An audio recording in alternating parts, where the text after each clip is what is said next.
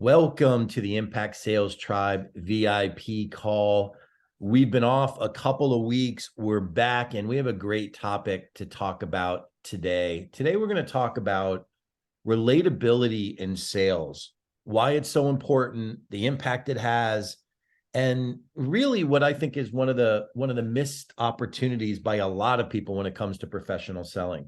They underutilize or underestimate the importance of relatability. So let's dive right in. We're going to cover this topic for quite a few minutes. We're going to dig into it. Then we're going to open things up for questions, and the questions are going to be related to this as well as any other topic. So stick with us. This is really, really a game changer for people that are out there trying to improve their sales game. So as it relates to relatability, one of the things that people tend to really miss, and we're going to dive into this, is that it really becomes one of the most critical skills you have. And here's what I mean. If you really want to master selling, one of the things you really need to figure out and do very well is the art of creating relatability. And this is very critical for everybody. It doesn't matter what you sell. It doesn't matter who you are, what your background is. You need to become a master at creating relatability between you, your prospects, and eventually your clients. And the better you become at creating relatability, the easier sales becomes. The easier sales becomes to new clients, to prospects that you're converting to clients, as well as to existing clients that maybe you're upselling or expanding the relationship. The more relatable you are, the easier the process is. Now, I know this flies in the face of what some people think about sales, but I tend to take a very, very direct, real life, real person approach to selling. And I believe relatability is a cornerstone piece that every person needs to have and every person needs to master. So let's talk a little bit more about the why. Why is relatability so important? Like, with all the other things that are out there, all the other things you need to juggle and manage and master in whatever you do professionally, why is being relatable that important? Well, let's break it down to what most people understand and what relates and resonates with most people. And this is really critical for everybody, for those that are here live and those that catch this recording, whether it's on YouTube or any other place that this content lands. It really is important that you understand the psychology behind why this is a big point. Some people skip over the psychology. They want to get right to the bones of things. They want to talk about the sales process. They want to dig into, all of those things. And they miss a lot of the foundational pieces that make everything else easier. It makes the process itself easier. It makes asking for the business easier, closing, winning the business, completing the business, the ongoing relationship. What we're talking about as far as relatability, it actually amplifies and makes everything else easier. So why is it really important to everybody, including your prospects, relatability? Well, let's start with what everybody already knows. And I'm going to cover this because this is something a lot of people know. A lot of people obviously understand this, but they don't get the importance of why doing certain things reinforces this. Everybody's heard this phrase: people buy from those they, know, like, and trust, right? If they know you, they like you, they trust you, they're going to do business with you. They're going to work with you. Or in the very least, they're going to help you along your way to improve your situation. Maybe that's in the form of a friendly introduction to somebody else if they're not right or ready for what it is that you offer. But people know that they will work with you when they know, like, and trust you. And the stronger that know, like, and trust is, the easier it is for you to accomplish things. The easier it is for you to enhance and develop the relationship. The easier it is for you to really achieve what we all in Impact Sales Mastery and the Sales Activists call, achieving that trusted advisor status. You want to be able to get to that place where the people that you're working with look at you as a trusted advisor. Well, it starts with they have to get to know you. They have to like you. They have to trust you to get to that place, right? Trust is the last part of that equation. First, they have to know you, then they have to like you. right? Now, some people will argue that. Some people say, look, it doesn't really matter if people like or don't like me. My product, my service is so needed that whether they like or like me or not isn't a factor. And that would be very short-sighted, because the fact is, it doesn't matter what it is that you do or what you sell. At some point, personal relationships come to play, whether it's at the beginning of the process, in the middle of the process, later on in the process, or maybe if they even leave you at that point, you have to go back and leverage a personal relationship to be able to maybe win them back. Well, if you're going to think that that relationship doesn't matter, that them liking you doesn't matter, boy, you are missing the boat. You really want them to like you. Now, we're going to talk about the parameters of what that looks like, but first they have to get to know you and they have to like you before they're ever really going to trust you. Now, why is that so important, and why is relatability such an important word to consider? Well, one of the things that I wanted to do, and I always, when I talk about relatability, I always do this, and I think it's so important because most people don't take the time to do this. I'm doing it for this particular piece, and it's important that you understand why. I looked up all the synonyms of relatability, and I'm going to read them off, and I'm going to go through them. And, if you don't think these are the things that you want your prospect to think of you, boy, you are way off base. So let's just go down this list. Engaging. They want you to be engaging, right? Empathetic. They want you to kind of feel for them and understand what they're going through. Responsive. Of course, they want you to be responsive to their needs. Sympathetic, right? Sympathetic. Understandable. And that's an important one because, relatability, you need to be understandable. You need to be able to connect with people. Accessible, approachable, charismatic, cordial, and interesting. So those are just some of the synonyms for relatability: engaging, empathetic, responsive, sympathetic, understandable, accessible, approachable, charismatic, cordial, and interesting. Boy, I'll tell you what, if everybody that I spoke to in selling, if everybody that I engaged in my business life looked at me like this, the world would be a much easier place, right? Absolutely, it would be. That's why relatability is so critical to your success. Now, I know for a lot of people, when we talk about these things, engaging, empathetic, responsive, sympathetic, and all the way down the list, some of these things may make people tighten up a little bit. They may get them a little nervous, a little anxious, because they don't necessarily look at themselves that way, and they worry about how other people may not look at them that way. And I understand that. That's perfectly normal. So today, at the tail end of this, as we talk about relatability, I'm going to tell you exactly how you make it happen. It's coming up in just a minute. So just hang with me. I promise you, we're going to make this easy for everybody. But it's really important you understand the power behind how people perceive you. How people perceive you, in many, many cases, will outshine what it is that you do. And I'm not in any way trying to talk down anybody's work, their work product, the impact it has, not at all. The impact it has is on them. But believe it or not, before you ever get to that point where they realize the impact that your work can have on them, they first need to buy into you. They first need to look at you in a way that leads them towards a path of believing that you could be their trusted advisor, their person on this particular thing, whatever it is that you're talking to them about. So if you don't think relatability plays a big role in all of this sales process, you're really missing it. And I share this with people because people sometimes, and I think just the nature of the world we live in, people are impatient. They want to jump right to it. They want to get into, here's my product, here's my service, here's the cost, here's what it can do for you. It cost justifies itself, or it makes so much sense. This is a no-brainer. Like they want to jump into the elemental things that require the transaction to happen. They want to think transactionally when they really should be thinking relationally. They really should be thinking about, how do I make this person resonate with me?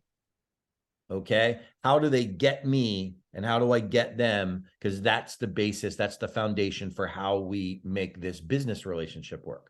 And that's why when people underestimate or look past relatability, thinking to themselves that, well, it's not really that important that my prospects relate with me or relate to me, they're missing it. They're quite honestly missing it. Now, I know, look, there's a million different types of people and personalities out there, right? You don't have to necessarily completely relate to somebody, but you better find a way of relating to them in some way, shape, or form. And we're going to take a couple of minutes now. We're going to talk about how, and we're going to talk about, again, a little bit more about why, but the why is pretty clear.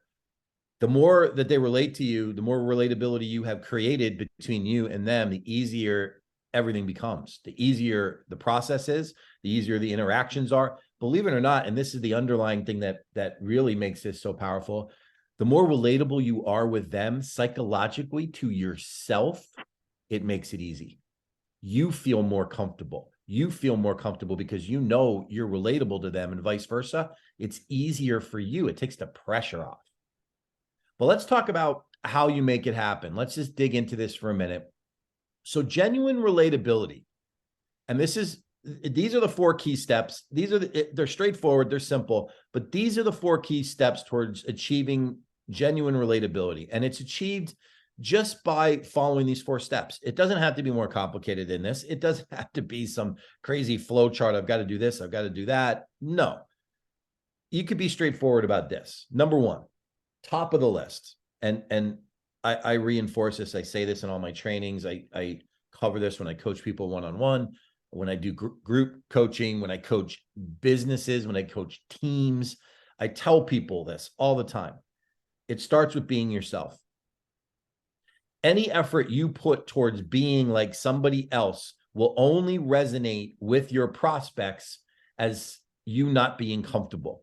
You're out of your own skin. It doesn't come off well. And I don't care how good you are at, you think, masking it. I don't care how smooth you are in being different. Just keep it easy on yourself. Take the pressure off. Take the pressure off of them and you, and just be yourself. Relatability starts with you being genuine.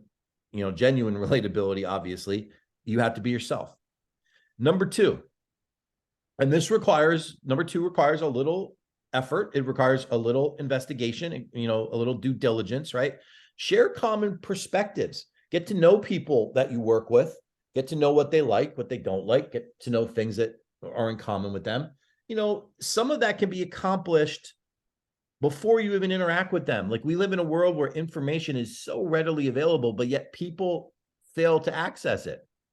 Like, one of the first rules that I do before I get on any call with any person in any sales interaction is I am looking at their website, I am looking at their LinkedIn profile, and I am trying to identify at the top of my list common perspectives, things that they may have an interest in, like, be focused on, things that provide commonality between me and them. And to make this process easier, you have to get ahead of it. You have to do a little bit of work in advance so you're prepared. But even if you're not prepared going in, you can figure this out and you can find this out by working with them during the process and asking questions, getting to know, digging in a little bit as you're going through it. Nothing wrong with that at all. You can do it both ways. I just find it to be more efficient, more effective, and easier on the prospect when I do that work in advance. Now, sometimes you're surprised. Sometimes things change or things may not be exactly the way they're perceived out there on their website or on their LinkedIn profile or any other resource you use to access information about them. So, ultimately, it doesn't matter when you do it. I think it's more powerful to do it in advance, but you need to come up and share some common perspectives. Now, those perspectives may be on things that interest them. It may be on things that they're against. It may be on things that are important, initiatives that are important to them, their business. If you go onto a website and you see that they donate a certain percentage of their revenues to a particular charity, and it's something that means something to you, talk about that. Share that common interest, that common perspective. If there's something in the way they approach their business that you can identify that resonates with you, share that common perspective with them. Now, it has to be genuine. This isn't, you're not a parrot, that you're not going to mimic what it is that they say. It has to be genuine. You have to find it. You have to work to find it a little bit. Now, I want to stick a pin in number 2 right there for a second, because I really want you to understand the importance of what I just said about it being genuine. It has to be real. Don't go out there thinking you have to sound like them to relate to them. Everybody has their own perspective, but find common ground. Find common ground that allows you to connect to them. Just make sure it's in your own words, in your own way, and then it's genuine. Okay. Now, on to number three. Number three, and this is one that I go back to over and over again. And, when I analyze why people's sales calls aren't working or whether sales appointments aren't generating the right results, and I look at the interaction and I dig into the interaction, a lot of times I'll identify a major deficiency in number three. You really want to create relatability, share stories, situations, or experiences to highlight that relatability. And I'll give you an example. If you recognize a common journey that your client is going through, and maybe it's something you've gone through, maybe your clients, other clients have been through the same journey, and you were able to talk about that and share that with your prospect, with your client, share those stories, those situations, those experiences to highlight the relatability, whether it's you or somebody else's story that just connects you to them, you immediately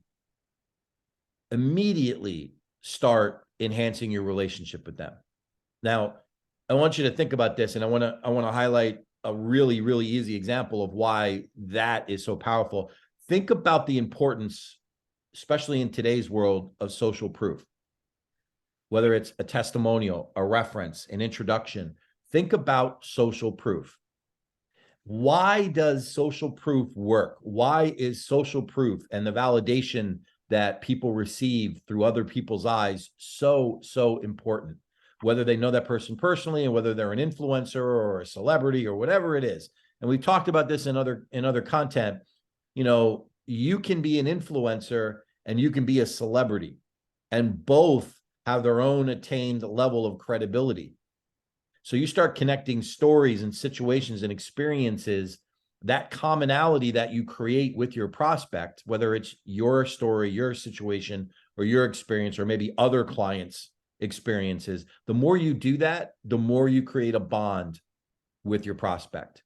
And ultimately, the final step in that process, the goal for you, the objective for you, is to drive towards creating what we call alignment. Are we aligned? Are we in agreement? Are we on the same page? Are you reading my mail? Like, however you want to look at it, are we looking at this the same way? Are we in the right place together? Are we there? Now, a lot of times people will misinterpret things and they think they have alignment. And I want to highlight something as it relates to alignment and the reinforcement of alignment in this process, because I think when you talk about the sales process, removed from the sales process, it's easier to understand it. And I'll tell you what I mean by that.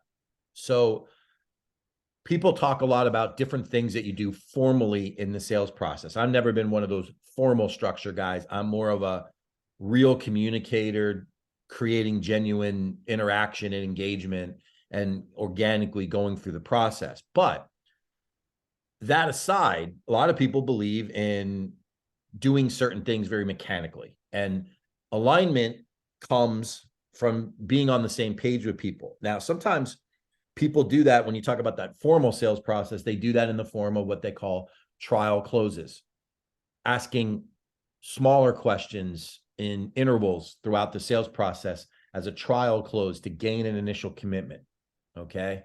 To gain their initial commitment. A question that more than likely could only be answered with a yes or an agreement, and it allows you to start building on a positive result.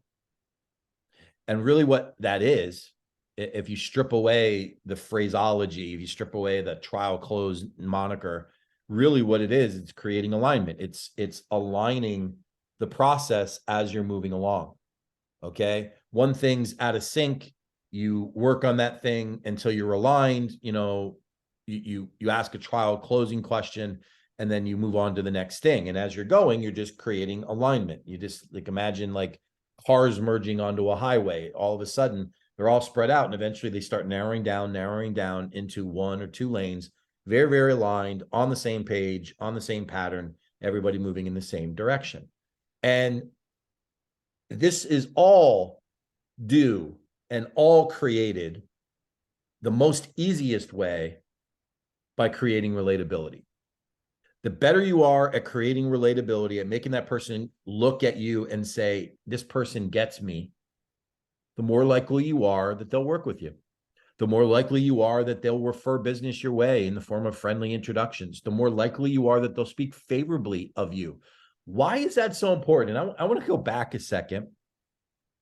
I want to go back to the know, like, and trust. Why do you think that's so important? Why is know, liking, and trusting so important? I'll tell you why. People will do business with people they know, like, and trust, but you know who they really would love to do business with? People like themselves. People like themselves. When somebody is aligned with that person, that reminds them of that person, there is that commonality, that shared alignment that makes people comfortable. Like, look, outside of the person that may not necessarily like themselves, most people, most normal, well-adjusted people like themselves. Like, not to an extreme, but just normally they like the person they are, and they're genuine. Well, when they find somebody that's like them, that they go, oh, this person gets me, it's so much easier to relate to that person. It's so much easier to talk to them. You get me. Like, think of all the examples in real life where people identify somebody that they say, you understand me so well. You get what I'm going through. We're on the same page. I know you know what I'm talking about. Think about 1,000,001 examples in real life. Well, they are all the same in a sales environment. The more aligned you are, the easier life becomes. The more misaligned you are, the harder it is. And it's the same in a sales process. It's the same in a sales interaction. So being relatable, creating true, genuine relatability between you and your prospects makes everything else easier. Now, a lot of people, to this day, a lot of people will not do what's necessary to get to that place. Maybe it's patience. Maybe it's, I don't know, maybe they're just not comfortable doing it. But I think it's a more genuine approach than anything else that's out there. I think it's more genuine than going and buying a book on selling and trying to follow a checklist of things that they say, whatever supposed expert you're talking to, that they say is the right thing to do. If they say this, you say that, right? Look, I've been doing this a long time, 35 plus years. And what I know more than anything else is there isn't anything more attractive than being genuine and being yourself. That's what people are interested in. You find that in yourself, and then you align those things with people. You align them with what their situation is. You share common perspectives. You share stories, situations, and experiences that highlight your relatability. And then you ultimately have created alignment. And here's the underlying fact that really is most important to this. And the best result that comes from all of this, you have more fun doing business this way. Like I can strip away relatability and I can talk about everything else related to selling. But when you do business this way, it's more fun. It's more fun. Why is it more fun? It's easier. It's more comfortable for you. Now, I know it may seem awkward at the beginning going through these steps and saying, okay, well, I'm myself. That one's easy. I'm going to be the way I am. But now I've got to share common perspectives and I got to get to know them a little bit. You know what happens? You know what happens during this process? You grow. You grow, you expand your reach, you expand your knowledge, you expand your likes, you expand the attraction that you have for things. And it makes sales and business more fun. You learn more. The more stories you share, the more situations you share, the more experiences you share, and the more you relate to other people, the more all of that relatability fuels those things. right? Every new person you work with becomes a new story, a new situation, a new experience, something else to highlight related to relatability. One more person that goes, oh, love working with you. You get me. And that leads to alignment. That leads towards creating true relatability. Now, I know all of this, like with most things, it's easier said than done, right? There are certain emotional things you got to get comfortable with, but they aren't in any way more difficult than going out there and trying to learn a stuffy, scripted sales process. It's just not as difficult.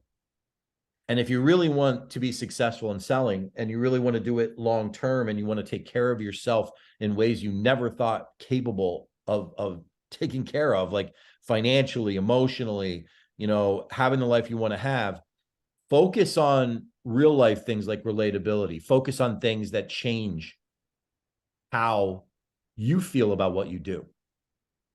You're not a robot. You're a human being. So act like one. Act like one.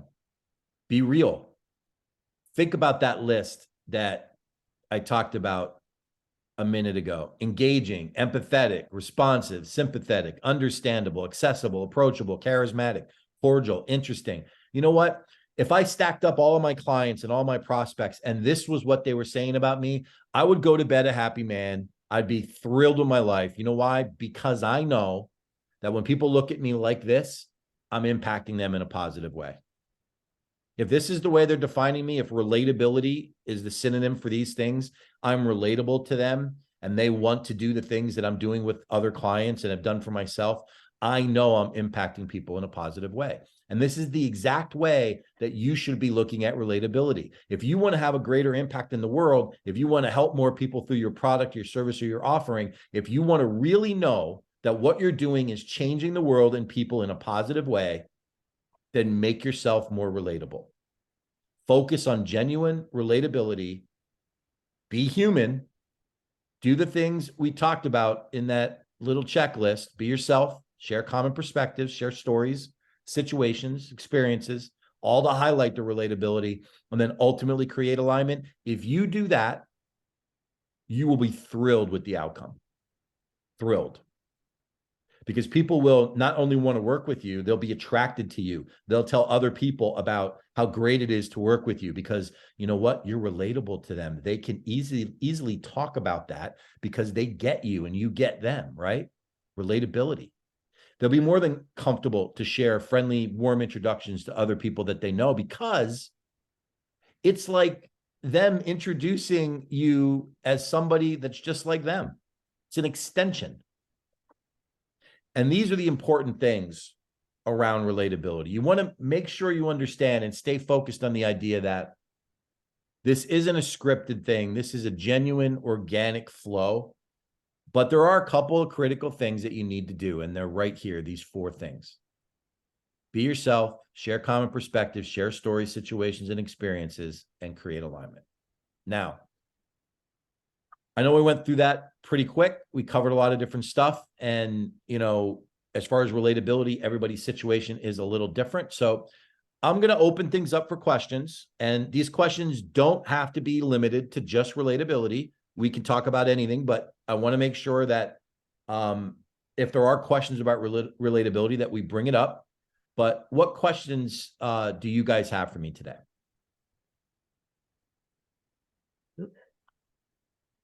Hi, it's Susie. Hey, Susie, how are you? I'm well, thanks. This is very interesting. Mm-hmm. So, when it comes to that list of synonyms, 2 really stood out to me in terms of how I handle my prospects and suspects. And those are understandable and charismatic. So, Okay. here's why understandable hooked me because I have noticed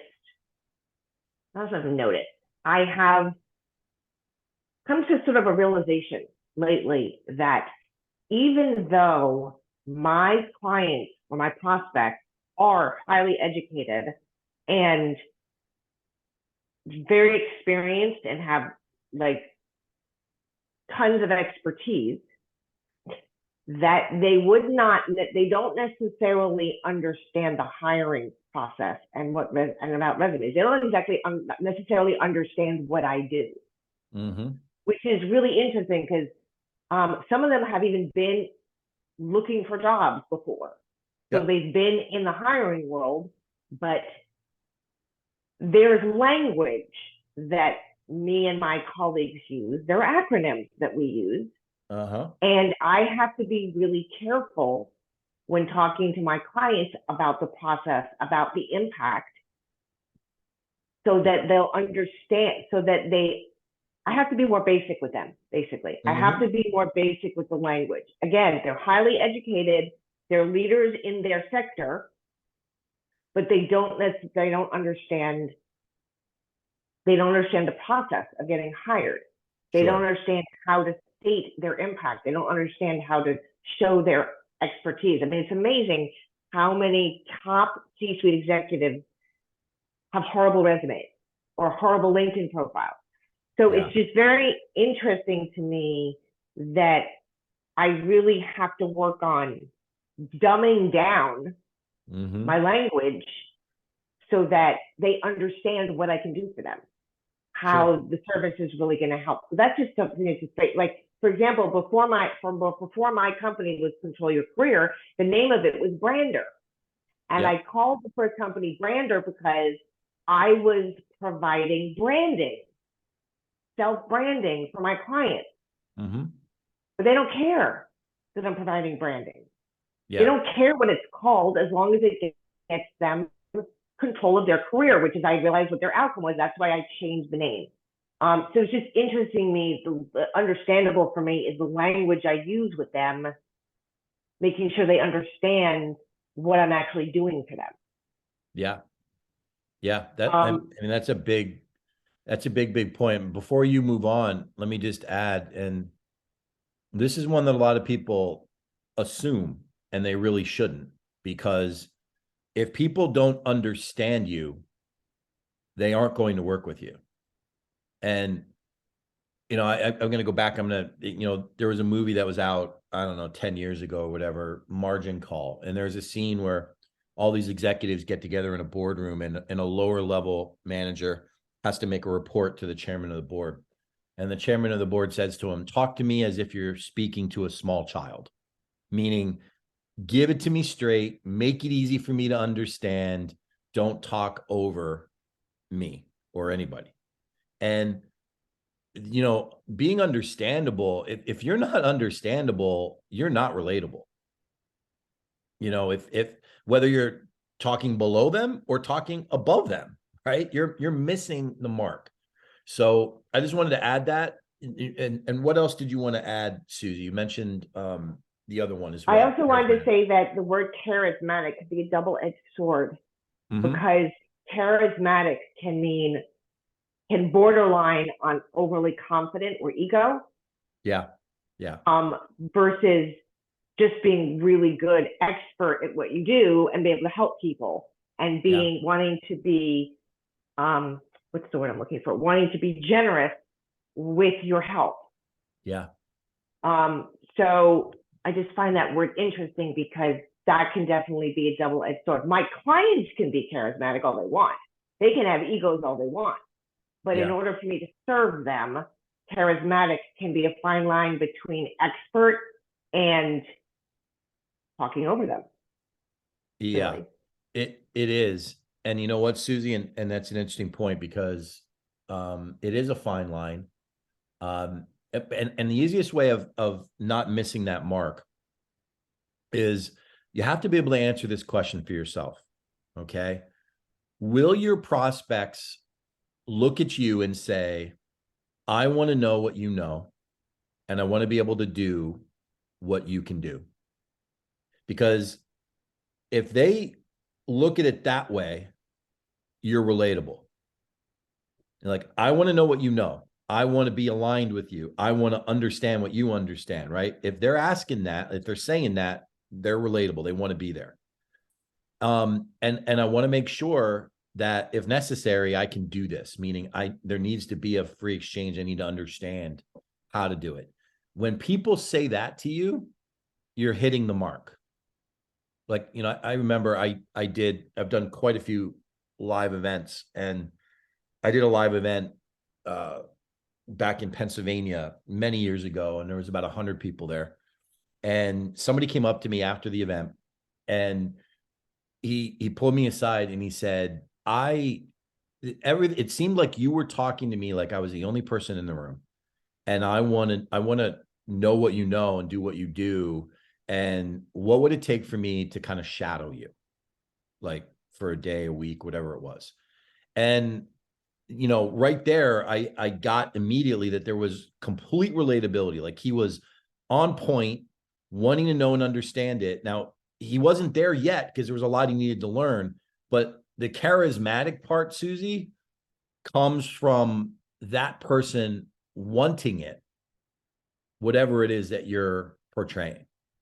And I know it's a unique word to use in that example, but people, they have to be drawn to you. Like there's something that they have to look at and go, I need to work with this person. I need to understand this better because I believe this person can get me where I want to go. And charisma is part of that. And it's different with each person, but whatever it is, people are drawn to it. Like, how many times have you heard in movies or TV shows where somebody's auditioning for something and somebody says, I don't know what it is, but you've got it, right? Well, that's kind of like that in a selling environment. It's like, I don't know exactly what it is yet. I'm not there. I don't understand it. I just know that whatever it is, you've got it. And I've got to get that. So you're absolutely right, though. Like you have to make sure you don't miss the mark high or low. You can't overwhelm people, can't, make what you're saying difficult to understand.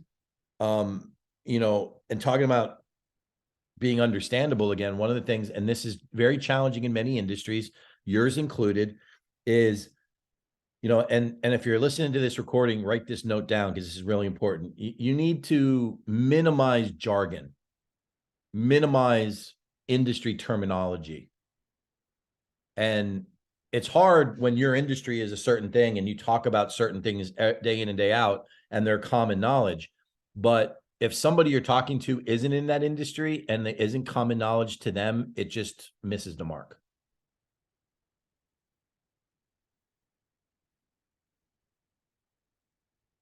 Does that make sense, Susie?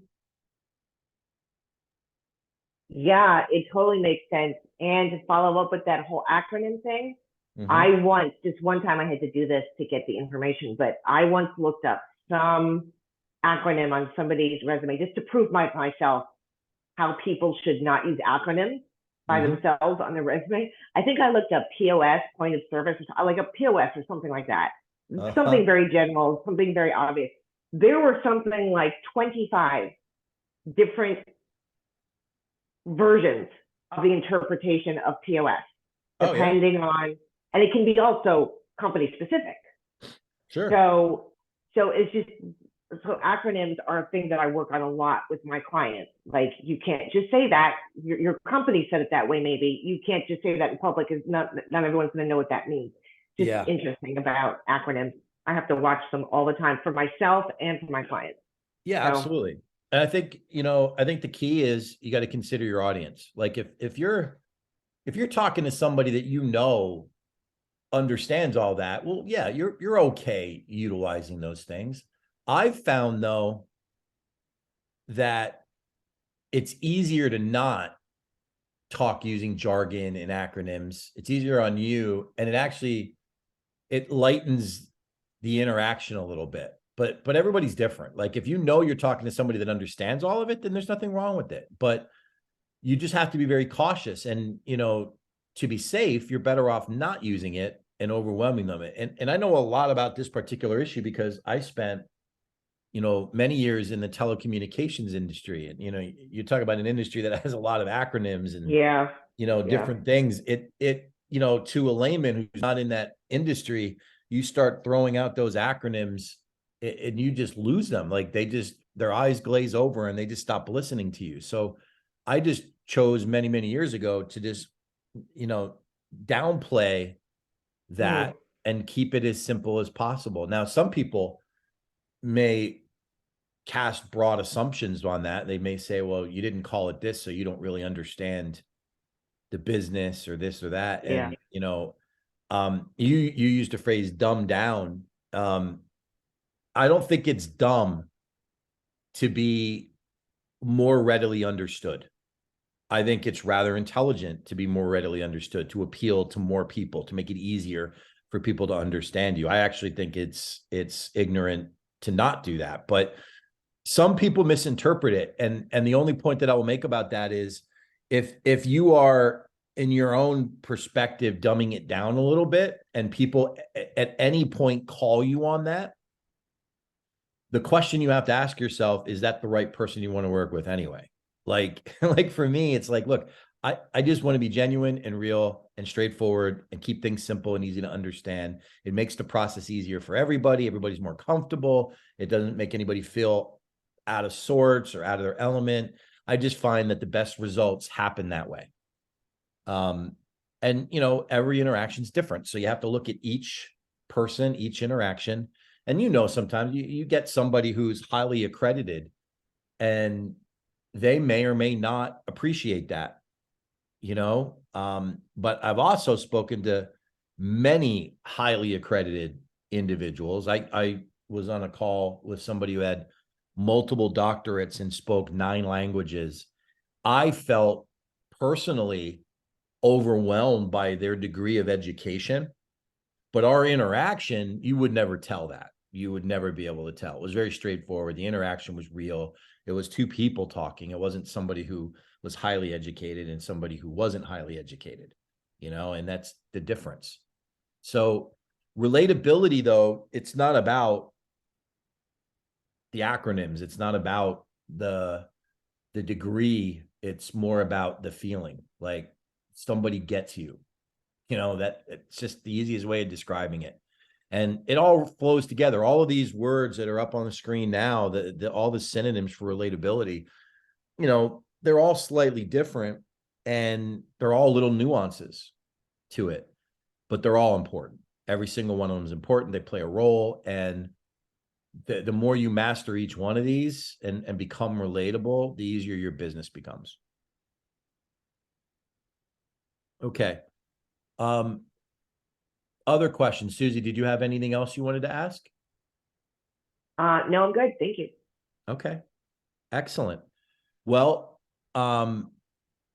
before we drop off, I just want to share that we were off a couple of weeks, but the upcoming weeks have some very interesting topics coming up, more related to the specific element of high ticket selling and overcoming specific challenges related to that process.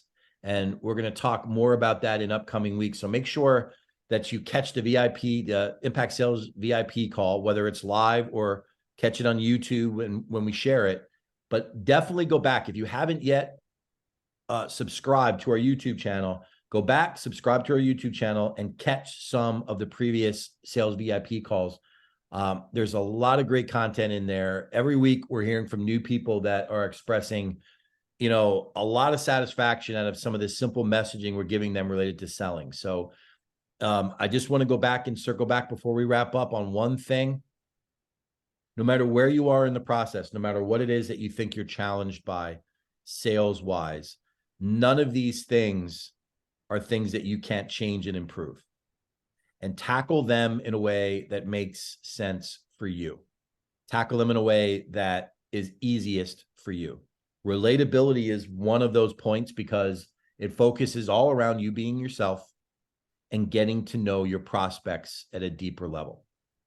So if you're struggling and you're not sure kind of what you need to do to fix your sales results, focus around relatability, be yourself, really get to know and understand your prospects, and you'll find that your results will naturally improve.